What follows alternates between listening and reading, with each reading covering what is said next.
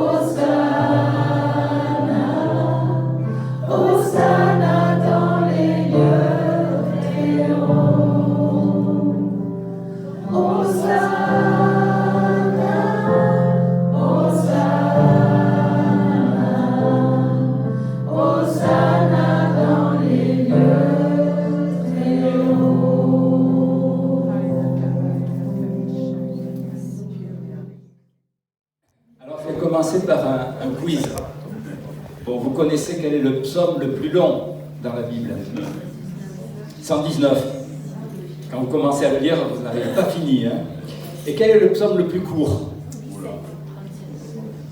117. Qui c'est qui l'a dit? Bravo. Alors on va lire le psaume 117.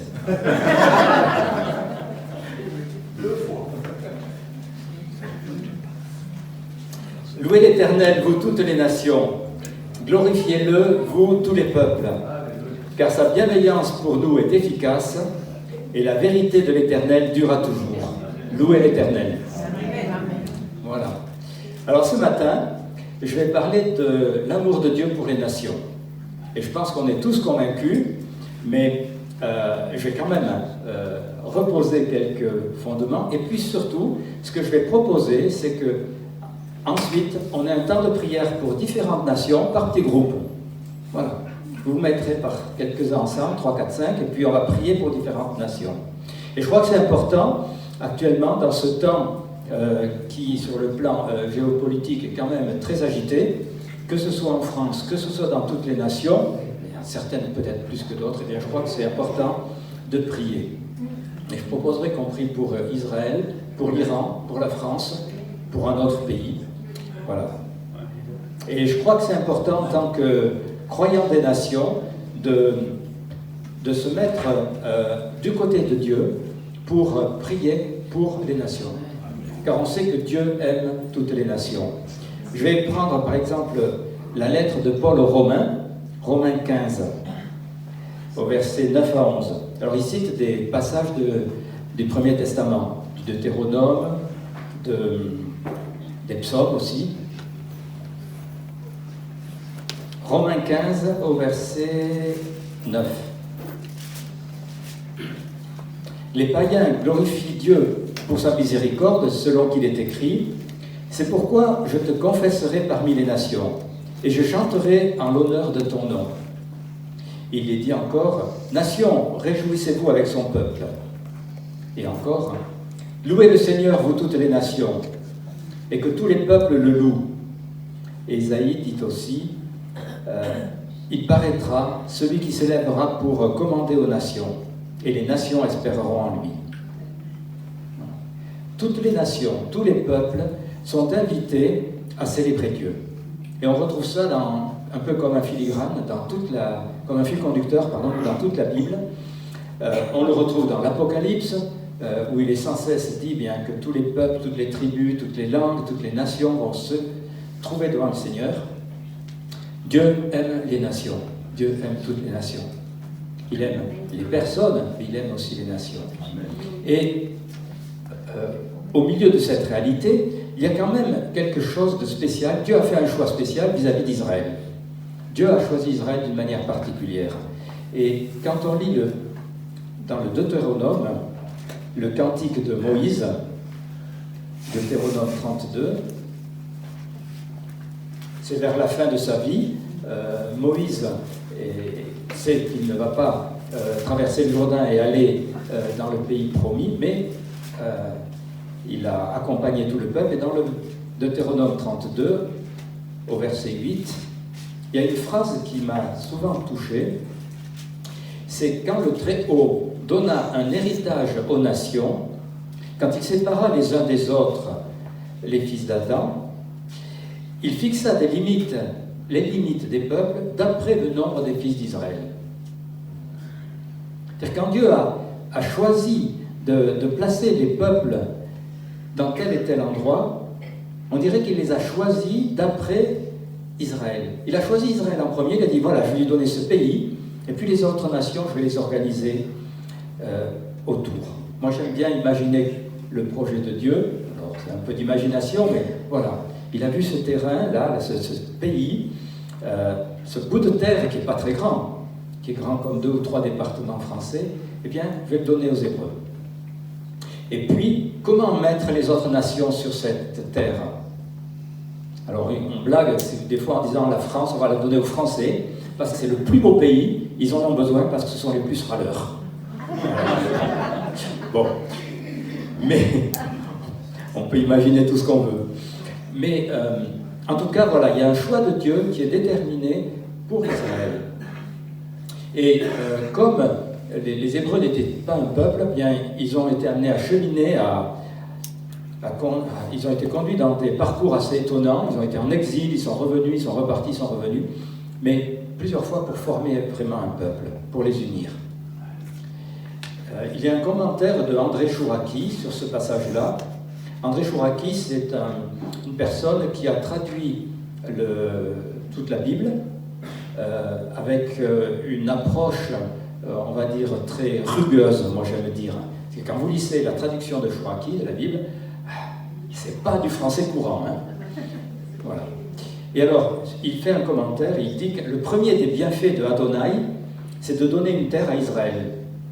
Il l'a fait au moment où il a imparti des frontières aux nations de la terre, qui, selon Rachi, sont au nombre de 70, comme les fils d'Israël qui descendirent en Égypte. Vous vous souvenez, quand les fils d'Israël sont allés en Égypte pour chercher, pour se rassembler autour de Joseph, parce qu'il y avait des famines, eh bien, ils étaient 70. Voilà. Et quand les Hébreux sortent d'Égypte, Dieu parle à Moïse. Je vais prendre dans Exode 19, au verset 5 et 6. Maintenant, si vous écoutez ma voix et si vous gardez mon alliance, vous m'appartiendrez en propre entre tous les peuples, car la terre est à moi.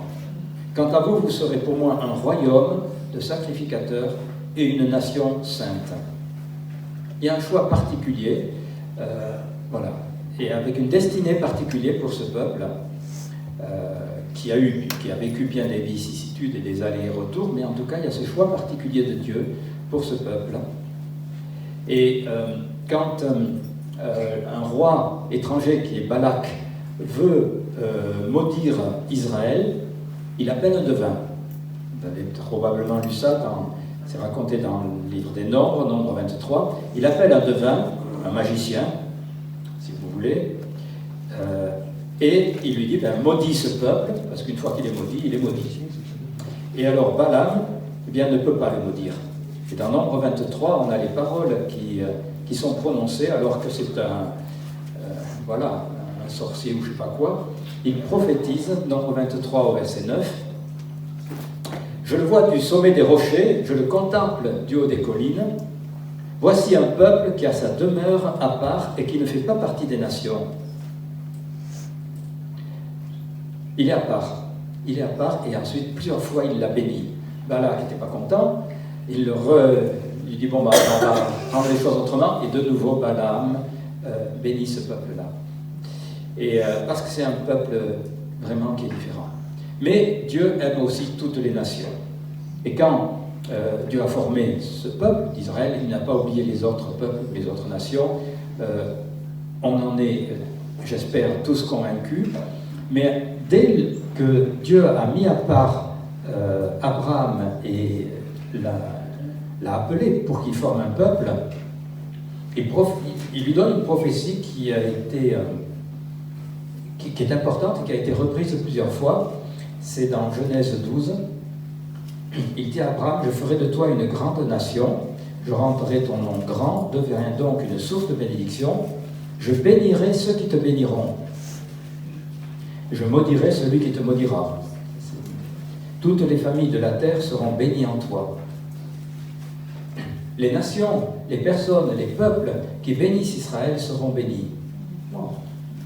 Mais parce que Dieu aussi a un projet pour eux. Et il y a beaucoup de textes qui parlent de cet amour de Dieu pour les nations. Je vais prendre aussi dans Ésaïe 2, au verset 2. « Il arrivera à la fin des temps que la montagne de la maison de l'Éternel sera fondée sur le sommet des montagnes, et elle s'élèvera au-dessus des collines. Toutes les nations y afflueront, des peuples nombreux s'y rendront, et diront, venez, montons à la montagne de l'Éternel. » Dieu désire que toutes ces nations, tous ces peuples viennent vers lui, s'attachent à lui. Et dans Zacharie, ça parle de temps messianique, mais il est dit que beaucoup de nations s'attacheront à l'Éternel en ce jour-là, et elles deviendront mon peuple. Donc, il y a eu ce choix initial, on va dire, ce choix qui reste toujours actuel, mais envers Israël, mais en tout cas, voilà, toutes les nations sont destinées à devenir le peuple de Dieu aussi. Et en même temps, on a plusieurs textes qui montrent que les pays qui vont s'opposer à Dieu, ou s'opposer à Israël, plutôt, seront considérés comme s'opposant à Dieu. Dans Ésaïe, même dans le livre de Matthieu, quand Jésus parle de la fin des temps, quand ses disciples lui demandent qu'est-ce qui arrivera vers la fin, Jésus leur dit, bon, il y aura des tremblements de terre, un royaume contre un royaume, etc. Mais ensuite, Matthieu 25, il précise, au verset 31, « Lorsque le Fils de l'homme viendra dans sa gloire avec tous les anges, il s'assiera sur son trône, toutes les nations seront assemblées devant lui. » Donc toutes les nations seront là comme jugées devant le trône de Dieu. Il séparera les uns d'avec les autres, comme le berger sépare les brebis d'avec les boucs. Il mettra les brebis à sa droite et les boucs à sa gauche. Le roi dira à ceux qui sont à sa droite, « Venez, vous tous qui êtes bénis de mon Père, recevez en héritage le royaume qui vous a été préparé. Car j'ai eu faim, vous m'avez donné à manger. » Vous connaissez, je pense, ce texte-là. Et puis les personnes disent, mais quand est-ce qu'on avait vu, on t'a vu avoir faim ou bien en prison et on est allé te visiter, quand est-ce qu'on t'a fait du bien? Et Jésus, dans cette parabole, dit bien, chaque fois que vous l'avez fait au plus petit d'entre mes frères, c'est à moi que vous l'avez fait. Alors ce plus petit d'entre les frères, on peut le comprendre évidemment comme celui qui est notre voisin, comme celui qui est proche de nous, mais quand Jésus parle du plus petit d'entre ses frères, il parle aussi du peuple d'Israël. Et chaque fois qu'on a eu une attention, eh bien on est béni. Voilà ce que dit ce texte-là. Chaque fois que vous l'avez fait, eh bien c'est à moi que vous l'avez fait, dit le Seigneur. Et je trouve que c'est important de voir que cet amour de Dieu pour toutes les nations, eh bien, il est aussi pour nous. Il est pour nous aujourd'hui. Et on connaît bien aussi ce texte de Jean 3, verset 16. Qu'est-ce que Dieu dit? Qu'est-ce que Jésus dit? Mais c'est le Seigneur qui nous parle, bien. Dieu a tant aimé le monde. Tout le monde, tous, nous tous, et bien plus, bien sûr. On est bien aimé de Dieu. On est aimé de Dieu. Et ça, c'est important de le savoir. Il y a vraiment cet amour de Dieu pour chacun d'entre nous. Alors, je crois que quand on prie pour un pays, en fait, quand on prie pour une nation, quand on prie pour un peuple, en fait, on prie pour une nation, pour un peuple que Dieu aime. Et où que l'on soit, où que les nations soient, il y a vraiment cet amour de Dieu pour eux. Et je voudrais dire un mot particulier au sujet de l'Iran, parce que j'aimerais vous inviter à prier pour l'Iran. La guerre contre le régime islamiste qui est en Iran, elle a été commencée la veille de Purim. Purim, c'est une fête juive qui est dans l'histoire et qui est racontée dans le livre de Esther. Alors, en deux mots rapidement, dans le livre de Esther, les Juifs étaient déportés en Perse, c'est-à-dire l'Iran actuel, et l'ennemi des Juifs, Haman, veut les exterminer. Il décide de les exterminer tous.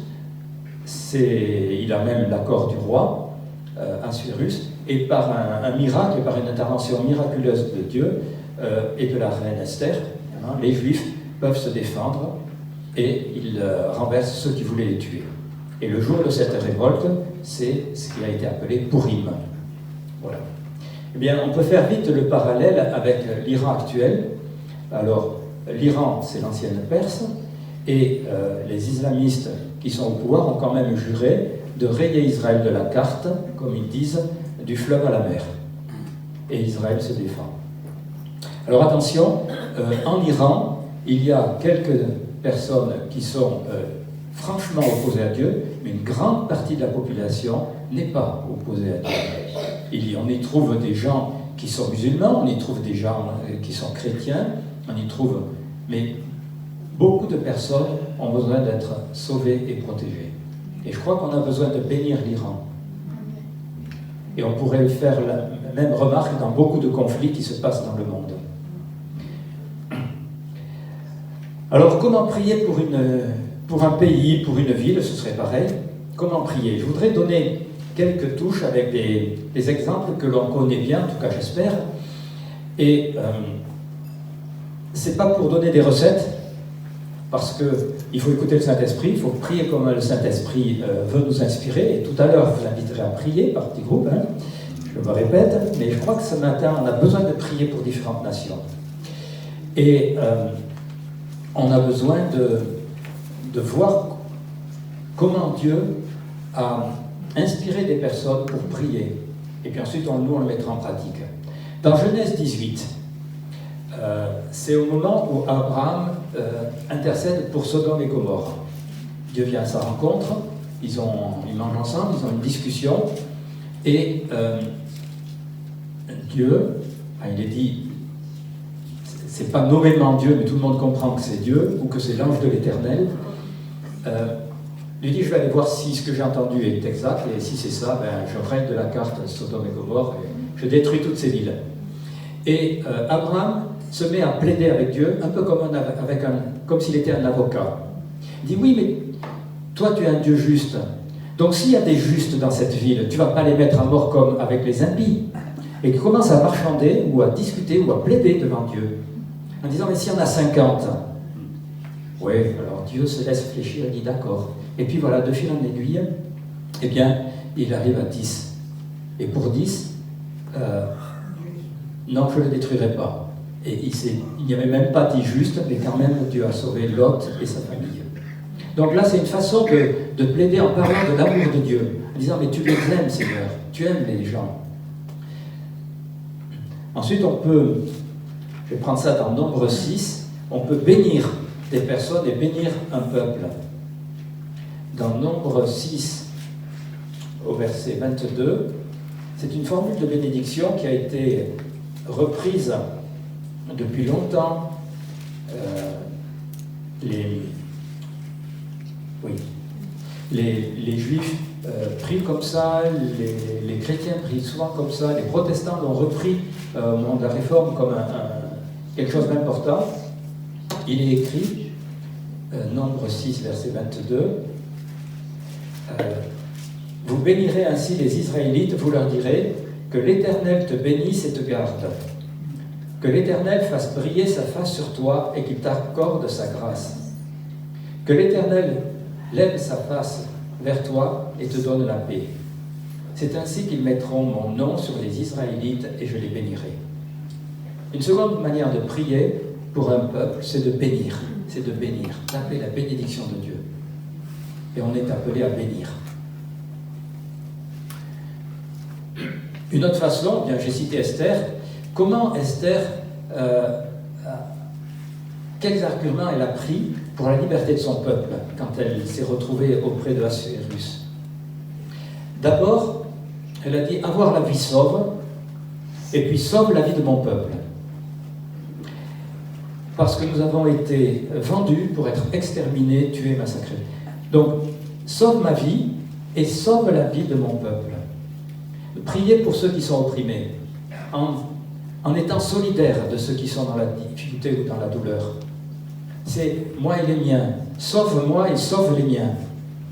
Et je pense aussi à Moïse, qui a prié un peu de la même manière après l'histoire du veau d'or. Vous vous souvenez? Eh bien, Dieu a dit, bon allez, je vais tous les détruire. Et Moïse il a dit, eh bien dans ce cas-là, tu me détruis moi aussi. Il a osé prier comme ça. Mais en tout cas, il était solidaire de ceux pour qui il y a besoin d'intercéder et de prier. Et Esther a prié de cette manière-là. Je ne suis pas différente, c'est mon peuple et moi aussi, donc sauve-nous. On peut aussi prendre cette histoire pour demander à Dieu de mettre des bons conseillers auprès des gouvernements, des présidents, des chefs d'État. Esther a été placée là, au départ, je dirais, on ne sait pas pourquoi. Bon, il y avait le plan de Dieu et on le voit bien à la fin. Mais au départ, elle a été placée là comme reine. On ne sait pas trop pourquoi. Puis son oncle Mardochée, à un moment donné, lui dit, écoute, c'est peut-être pour un moment comme aujourd'hui que tu es là. Et elle a été effectivement utile, très utile auprès du roi pour sauver tout un peuple. Et je pense qu'on peut prier pour qu'il ait des bons conseillers. Jérémie, quand il est déporté avec pas mal de juifs, il leur dit de la part du Seigneur, recherchez la paix de la ville, intercédez auprès de l'Éternel en sa faveur. Et le psaume 122 dit aussi, priez ou demandez la paix de Jérusalem. On peut prier pour demander la paix, pour demander le bien d'un pays. Demander que ce pays soit relevé. Chercher le bien d'un pays qui est probablement loin de nous, ou que l'on porte sur son cœur, mais demander le bien. Quand Paul écrit à Timothée, c'est dans 1 Timothée 2, il demande de prier pour tous les rois, pour ceux qui ont une position supérieure, donc tous les responsables, les présidents, etc., les premiers ministres, les responsables d'un pays. On va prier pour eux à cause de la position qu'ils ont, à cause de la responsabilité qu'ils ont. Voilà une autre façon de prier aussi, pour bénir ces personnes-là, pour appeler la grâce de Dieu sur ces personnes-là, pour que le pays soit aussi paisible. Voilà quelques touches comme ça, un petit peu, plusieurs façons de prier pour un pays. Et je crois que c'est important de se laisser inspirer par le Saint-Esprit pour comprendre comment Dieu veut que l'on prie aujourd'hui pour tel ou tel pays. Mais ce que je vais vous proposer, bien, c'est de le mettre en pratique tout de suite. Et je vais vous inviter à prier. Alors, je ne sais pas si vous avez l'habitude de le faire, mais bougez-vous un petit peu, mettez-vous par 2, 3, 4, 5 ensemble, et puis ensuite on va prier. Je donnerai juste quelques intentions pour les différents pays, mais je vous invite à prier. Je crois qu'ensemble, il est important qu'on prie, et ce n'est pas moi qui vais prier au micro, je peux le faire aussi, mais c'est surtout ensemble qu'on va prier pour les différents pays. Alors vous pouvez bouger les chaises, ça fait un peu de bazar, et ça va très bien. J'ai proposé cela à vos pasteurs qui m'ont dit pourquoi pas, allez, d'accord. Voilà, vous êtes mis à quelques-uns ensemble, alors je vous invite pour commencer, si vous voulez, à prier pour Israël. Prier pour la paix de Jérusalem, la paix d'Israël, prier pour la sécurité des habitants, et aussi pour que ce pays s'attache à Dieu. Voilà, quelques lignes, et puis conduisez comment vous êtes, priez comme vous êtes inspiré. Voilà, et puis je vais vous inviter à prier pour l'Iran aussi. Pour l'Iran, pour que les populations soient protégées. Prier pour les chrétiens arabes qui y sont. Et puis on peut prier pour que la volonté du Père s'accomplisse dans tout le Moyen-Orient. Vraiment qu'il y ait la présence de Dieu et que Dieu agisse. On peut bénir ce pays et les populations qui y sont. Puis je voudrais vous inviter aussi à prier pour la France, et en particulier pour les élections municipales, aujourd'hui, je crois que c'est important. Et puis pour la sécurité, pour que l'antisémitisme recule, mais aussi pour que la beauté de la France soit relevée. Je pense que la France et les Français ont beaucoup de richesses, sont des gens passionnés au niveau des arts aussi, et je crois qu'on peut prier pour que ce qui fait la beauté de notre pays soit relevé, et qu'on ne parle pas simplement de tout ce qui va mal, mais qu'on parle aussi de ce qui va bien. Voilà quelques pistes. Donc on peut prier pour notre pays, et particulièrement donc pour les élections aujourd'hui. Et puis je vais aussi vous inviter à prier pour un pays que vous portez sur votre cœur. Peut-être selon vos affinités, un pays que vous portez davantage, eh bien, allez-y, priez aussi pour ces pays-là. Et ainsi on bénit différentes nations. On a prié comme ça, c'était peut-être un peu court, mais en même temps c'est pour apprendre. Et puis on peut continuer chez soi, on peut continuer dans différentes occasions. Je crois que c'est bien de prier pour appeler la bénédiction de Dieu sur notre monde qui en a tellement besoin. Et notre rôle, si on est lumière, si on est sel, c'est d'apporter quelque chose. Et c'est ce qu'on apporte évidemment, c'est la vie de Christ. Et faisons-le par la prière, par notre vie, etc. Soyez bénis. Amen. Merci beaucoup.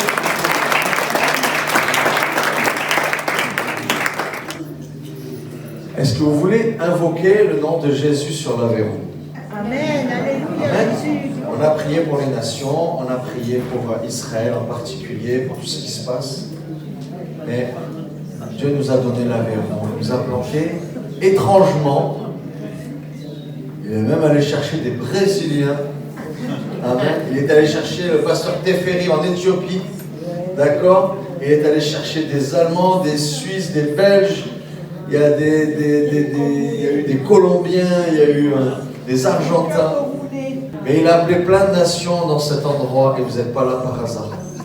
Alors même si vous êtes là juste de passage, vraiment j'encourage tout le monde à pouvoir bénir l'Aveyron et appeler le royaume de Dieu sur l'Aveyron. Comme dans le ciel. Amen.